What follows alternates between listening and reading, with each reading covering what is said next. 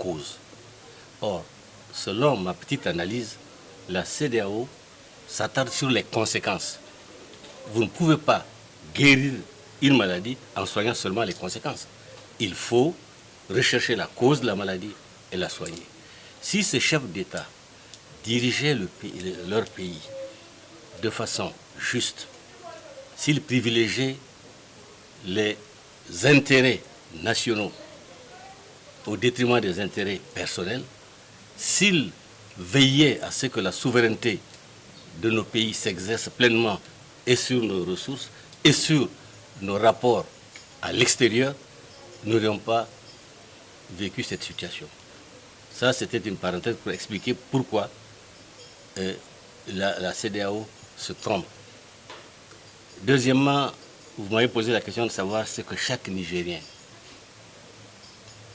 doit faire ou comment se comporter. Je pense que la raison de cette précipitation des différents pays pour parler d'intervention militaire au Niger, c'est parce que dans leur esprit, nous sommes pauvres, nous sommes faibles, nous n'avons aucun moyen pour nous défendre. Mais ils oublient une seule chose, c'est l'homme qui a conçu tous ces moyens avec lesquels ils prétendent venir nous combattre. Nous sommes des êtres humains, nous sommes des hommes, nous sommes dotés d'intelligence. Ce que chaque Nigérien doit se dire, c'est transformer notre faiblesse en une force. Il faut que l'ensemble des Nigériens acceptent de devenir une extension de l'armée nationale. C'est-à-dire quoi? Cela veut dire que chaque Nigérien doit être appelé à défendre sa patrie, d'une manière ou d'une autre, tout en privilégiant au maximum, tant que faire se peut, les voies légales. Autrement dit, nous sommes dans une zone où les pays frontaliers veulent passer par leurs frontières pour pénétrer le Niger. Je pense que chaque Nigérien doit être conscient de cela. Prenons toutes les dispositions pour protéger notre armée.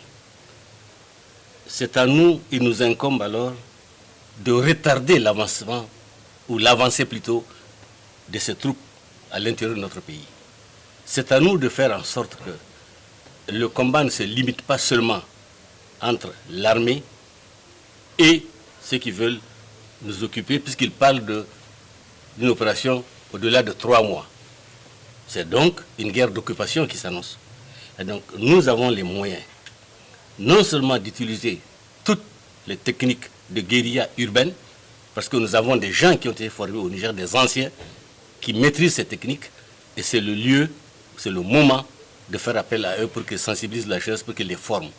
Nous avons également des gens qui sont spécialistes du harcèlement. Donc ces gens qui veulent s'installer dans notre pays, il faut qu'ils trouvent devant eux le peuple nigérien, pas seulement l'armée. Si l'armée et le peuple font corps, personne ne peut nous vaincre. Nous devons montrer au monde entier. Nous sommes peut-être petits parce que nous n'avons pas su nous doter des dirigeants qui auraient pu choisir de renforcer la capacité militaire de défense du Niger. Mais aujourd'hui, il faut que les gens et les autres sachent que le Niger d'aujourd'hui ne sera plus jamais comme le Niger d'hier.